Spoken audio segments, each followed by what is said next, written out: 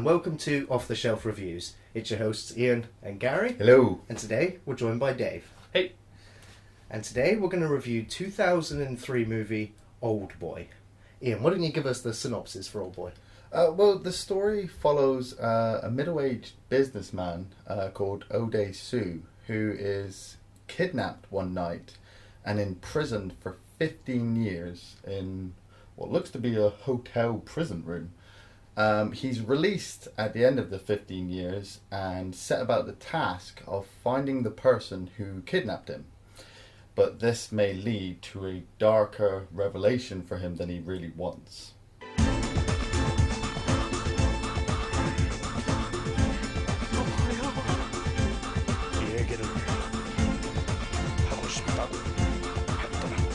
I love this film. I think it was you, Dave, who introduced me to the film the first time, and wow, I absolutely love this movie. It just starts just quite normally. You have Oldboy sat in a police station, pissed out of his face, starting fights with the police. His friend comes and picks him up, and then that's it. He disappears. I kind of went into this film I had no expectations of what I was going to get watching this movie, other than knowing that this was the second movie in a Vengeance trilogy. Yeah. I had not actually seen any of these movies all the way through, so I've only just recently watched Oldboy, and so I had no expectations, and so actually watching the film unfold, I was still kind of unaware as to how this vengeance angle was going to fit into the film, and that's because the film very delicately builds up that feeling and that expression very subtly throughout the first half of the movie, which, to its credit, was fantastic. Yeah, I mean, this film, basically, you're on the side of Oldboy. You want to know why is he in there, what is going on. I mean, his first Vengeance film, Sympathy for Mr. Vengeance, is pretty much a bare bones, dark, gritty, vengeance film. But this, it's halfway through the film where you're trying to work out why someone would do this to someone. Yeah. That the film starts to open up into some very dark territories of vengeance. 1년에 한 줄씩이다. 처음엔 6줄을 한꺼번에 새겨야 한다. That's with Oldboy, where the introduction we're given to the protagonist is just him. He's kind of arrested early on for being very drunk, and we kind of see like a montage of him in the prison cell, just kind of interacting with all the other people that are being brought in and out. So you kind of get the idea that he is a bit of a dick, and that he's probably mistreated some people along the way. Yeah, but I mean, we may have all, upset somebody in our lifetime. Not to the point that you get imprisoned for 15 years. I mean, this guy's life is just destroyed one night. It's really emotional with the fact that after he's arrested, after he's released from the police station, he's on the phone to his daughter and he's saying to her, I'm coming home, it's your birthday, I've got a really great present for you. And then just to disappear off the face of the planet for 15 years and to have only television as his way of, communicating with the outside world and watching the time unfold and the years pass. I love the narration. The main guy narrates pretty much all the way through. Even when he's talking to somebody, to the camera, he's actually thinking at the same time. He's even responding to characters in his head in the narration. He doesn't actually say it, but it's like a really good quip or one-liner, but it's in his head, and he's just like. Oh. It's summed up in a scene for me that it's where he's imprisoned and the guard, if you will, is bringing him the food, and he kind of pulls, from underneath, and he's like, how long am I going to be here for? So you get, you see the desperation in him, you see that he's reached that breaking point, and you also hear his inner monologue that maybe finding out how long he was going to have to serve to not knowing how long he was going to be there for was a real nice investment to bring you actually into that character and that predicament. 그때 그들이 15년이라고 말해줬다면 조금이라도 견디기가 쉬워졌을까? 아니었을까?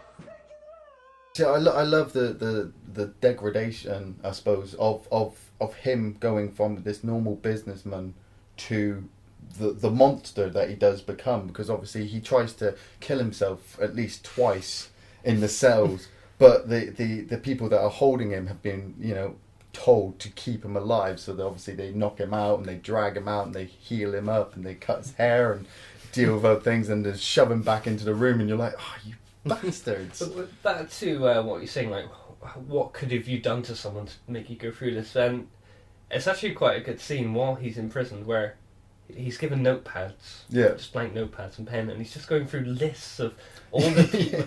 To be put in a situation where you have so much time where you can go through your life step by step and think of every bad thing you've done, every person you've upset, and then try and work out why you've deserved this. I love that little scene as well where he over the time he steals a chopstick and he digs his way through the wall, and you then realise that it's on a massive building where he pushes that brick through and he can feel the rain for like the first time. I'll be out in 5 days.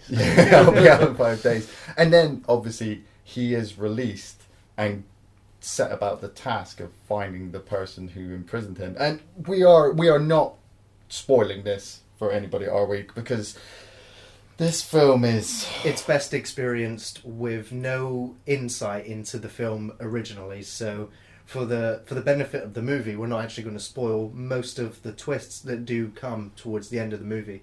But that's to say that the first 2 acts of the movie all deal with the imprisonment scenes. We do spend just a long time with just the one character on screen, and we go through the depth of his emotions and his psyche and his mental deterioration. We also get to see him practicing kung fu, or practicing his own martial art, where he's just punching the wall, and you just see the damage that he does to his fists, and it's quite hard watching in some places. And it's the fact that he is building up to his own escape, whereas he doesn't actually get to escape. The very minute he wants to, he's actually taken out of his environment and released into the world, and the question is posed to him, how do you like your new prison? And that just added a whole new dimension on top of the film, which followed it for the latter act of the film. 사람이다.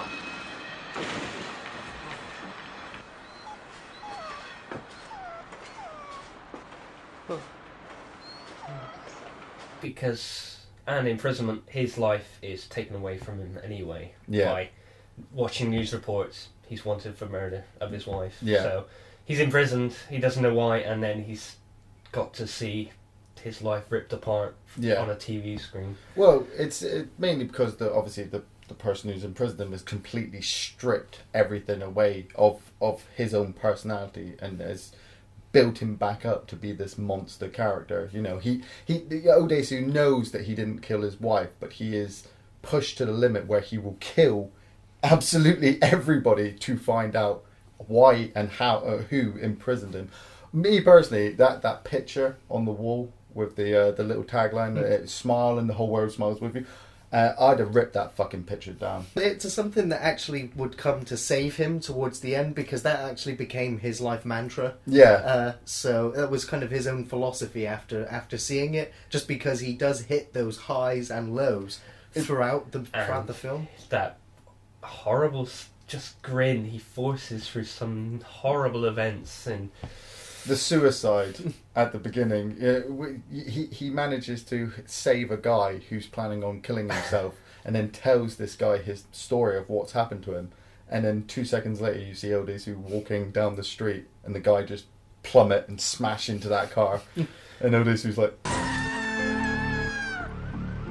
웃어라. 온 세상이 너와 함께 웃을 것이다. 울어라. 너 혼자만 울게 될 것이다. That starts the film's showing off its elaborate editing. It starts at that scene, then takes you through the 15 years, and all superb, just supremely edited, just so well.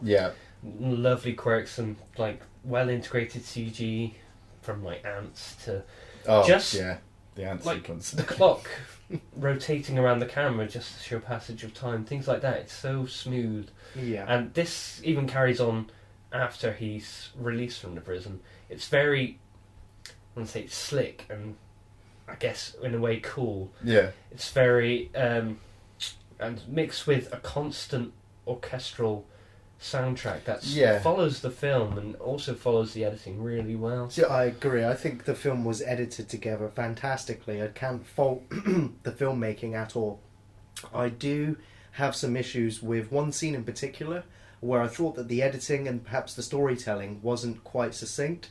He goes back to the school and he's got 5 days to try and figure out who the person is that's imprisoned him and, more importantly, why. And he goes there and it kind of shows, it kind of edits together scenes from the past with scenes of the present, and it kind of makes it look like a chase scene is happening through both times at the same time. And for me, I kind of got a little bit disorientated because I didn't really know what was happening. Well, he's kind of reliving the memory. He's remembered the main plot, obviously, of who's imprisoned him. So he goes back to the school and he starts to relive the memory of what he had on his last day there. That becomes much more obvious a bit later on after that scene. But when that scene was actually happening at the time, it was a little bit jarring.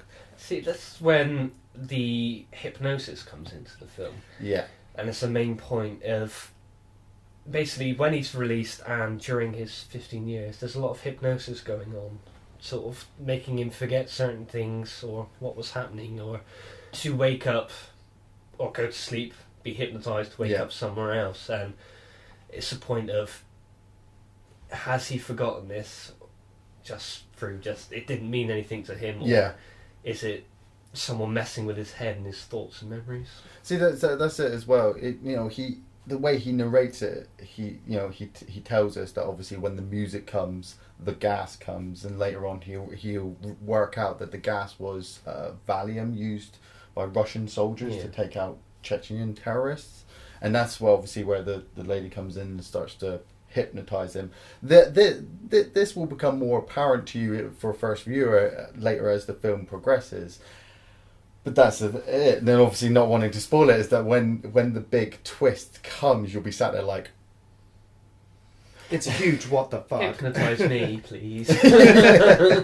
Make me forget. I absolutely love on the other side, not trying to give too much away obviously, but the guy who's obviously instigating this, he's a rich guy, Lee Wong-jin I think his name is. Just his mannerism, the way he turns up, and the way he's always got this cocky smile of, I'm fucking with you, Odesu.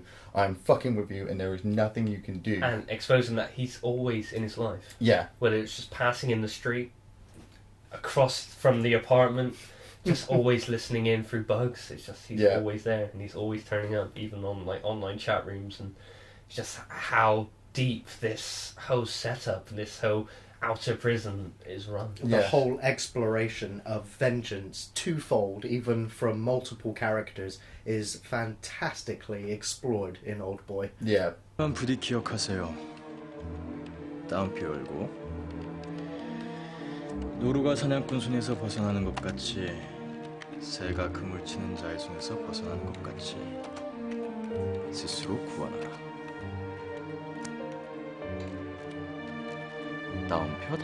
This would be the second time I've watched this film, and I realised watching it again, just the camera work was just absolutely amazing. I mean, like we said, the first scene where he's in the prison, the police station, the camera is like a first person view from a policeman to Odesu. But then later on as the film goes, and coming to the finale, obviously not wanting to spoil it, it's where the guy is talking into the mirror to Odesu, but the camera is looking at the mirror, and you can't see the reflection of the camera. Obviously, you can just see the guy and Odesu in the background, and it's just such a beautiful transition of the main guy is talking to Odesu, but at the same time talking to you as the audience, and you're just in the background watching all of this stuff unfold. It's a absolute fucking classic. Yeah, this is where after he's released, it feels like Odesu doesn't need to live to the rules of human beings. Yeah. He's out there and he has a mission. And this is where the film becomes violent, and where it's such a gritty, nasty violence. Yeah. It's not set up with your typical action scenes from your Hollywood pictures. It's not glorified at all. Nasty, brutal violence. He's trained himself over 15 years to punch a brick wall. So it's like when he actually gets out and he enters into his first fight, or the hammer sequence, which obviously we'll talk about, it's just brutal. It's just him punching things as hard as he can, as much as he's punched this wall. It's less training and more endurance. Yeah. Especially when he takes on multiple people. It's just how much can he just walk through and just... Yeah, I mean, I love that shot as well, where he returns back to where he was held captive, and is that shot where he's stood behind the security guard and he's got the hammer in his hand and the guy's looking at him, and that little dotted line comes down to tell you, oh, if you don't know, this hammer is going to hit that guy in the face. We're just going to show you. And it was in the same shot, he's reaching for this knife, yeah. And it's not like a Hollywood film where he would just take it. It's that nervous. Yeah, his foot starts to twitch, and he's like tapping really loud. It's like just that stress on the leg. It's little quirks like that. It's brutal just, realism. Yeah, it's like with the teeth sequence. Teeth pulling. And he's got this guy tied, and he's just like, I'm going to take out one of your teeth for every year I was imprisoned. And it doesn't cut. It doesn't really cut away. It doesn't come back. You actually stand there with him and listen to him pulling out the first teeth. tooth you follow through to removal, and it's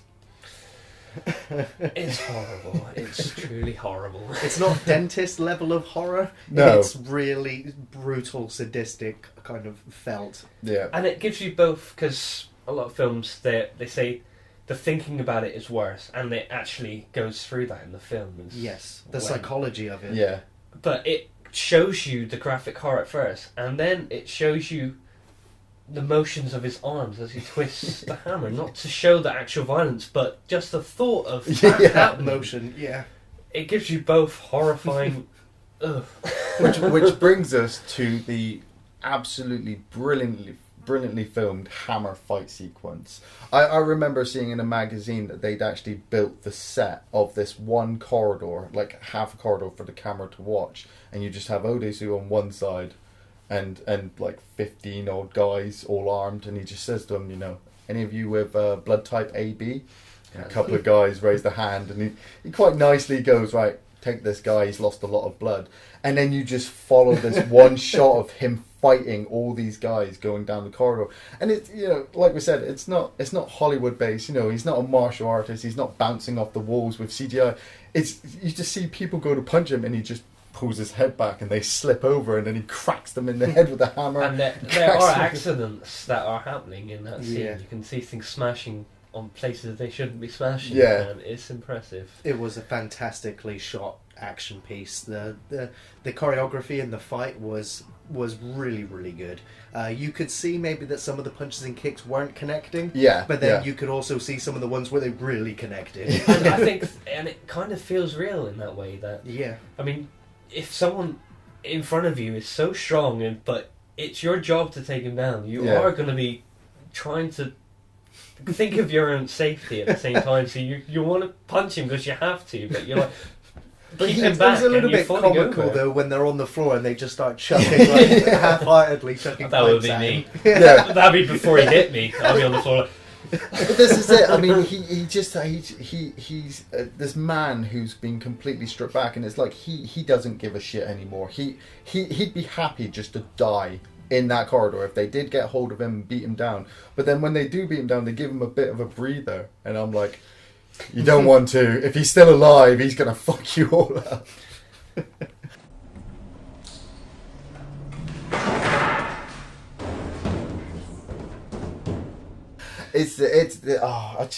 I don't want to spoil the ending for people, but Well, just tell them your favourite scene.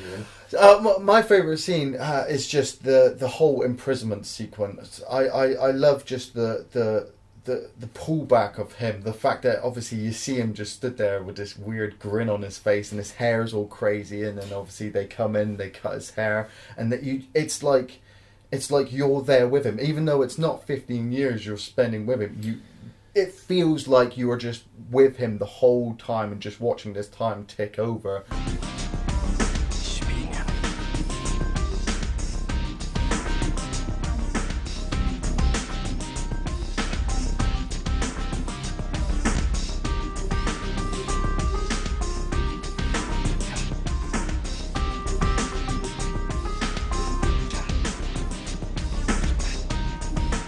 Favourite scene of the film is probably where the film explores some of its dark sense of humour, and this film does have some very dark comedical moments. Mine is where he's about to engage in combat with a load of guys, and you hear his inner monologue, his voice, and he says, after 15 years of training, maybe this will pay off. And he beats the crap out of all these guys, and he just says, I guess it does. Later in the movie, he's with the girl from the restaurant that he's come across, and they're building a relationship, and she's brought him back to his house, and she's like, I'm going to go to the bathroom, but the door's locked, so don't get any ideas. And then she goes, and he's sat there, and he's like, well, after 15 years of preparation and training, I wonder if it'll pay off. And he goes in there, and he attempts to rape her.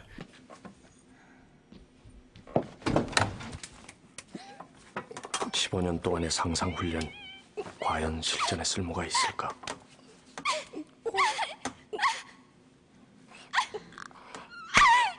Yeah. And she kicks him back out, and then he just says, well, maybe not.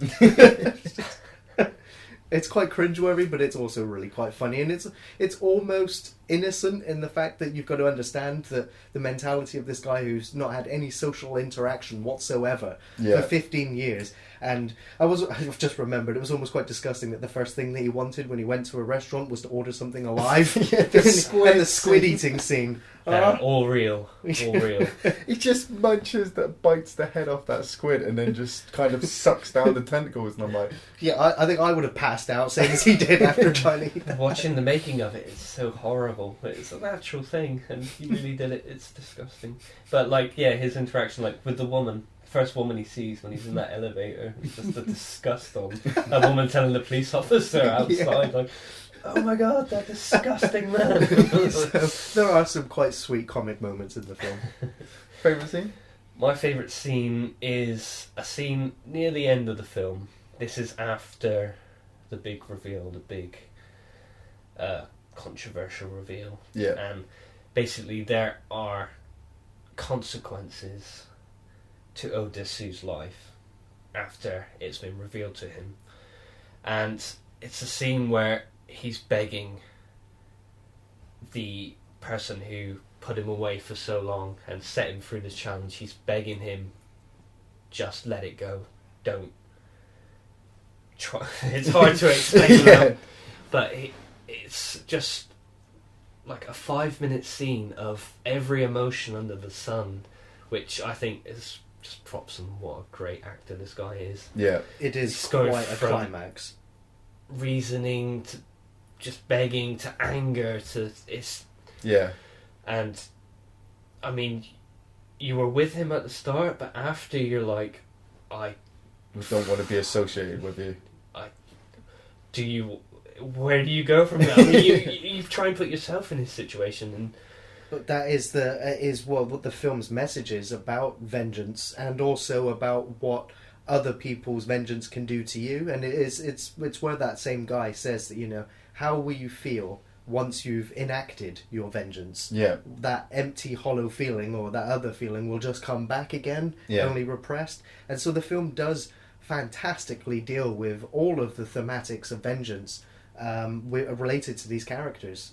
It's very, very good. And on that level, I really recommend Oldboy.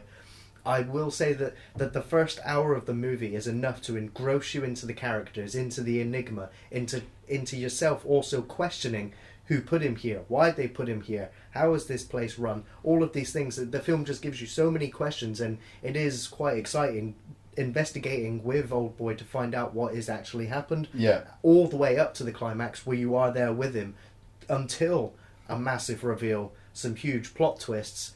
It all comes down to then those final minutes, and it is fantastic filmmaking and storytelling, and I would also say that I am also curious to see the remake of this movie, just because I'd like to see how they would contrast this film, which is still quite fresh, quite new, in a more Western filmmaking environment.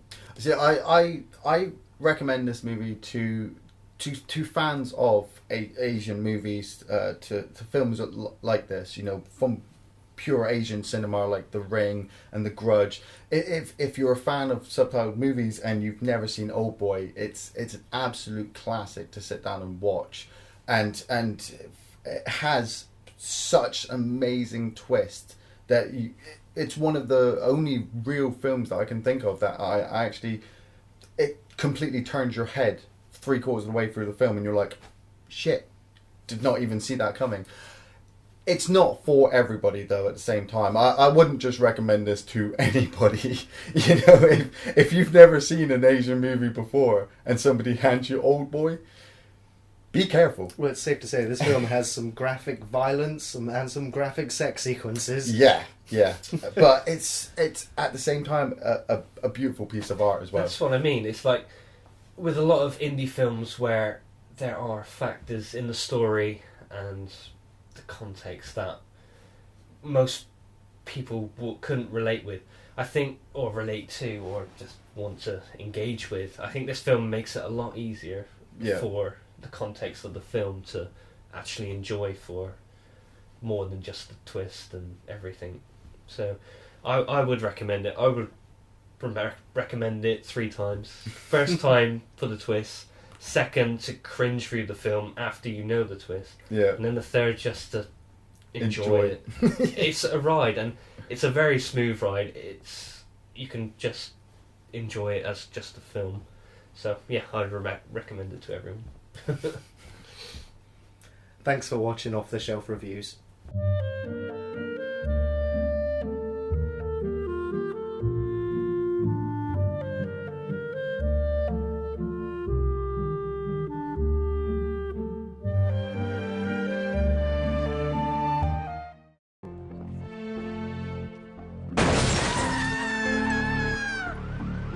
웃어라. 온 세상이 너와 함께 웃을 것이다. 울어라. 너 혼자만 울게 될 것이다.